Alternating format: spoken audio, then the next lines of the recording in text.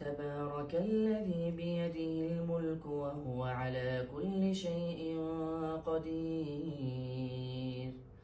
الذي خلق الموت والحياة ليبلوكم أيكم أحسن عملا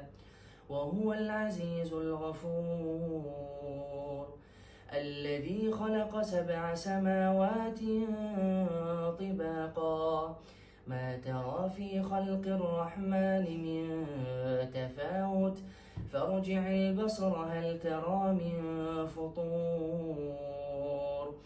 ثم ارجع البصر كرتين ينقلب إليك البصر خاسئا وهو حسير ولقد زينا السماء الدنيا بمصابيح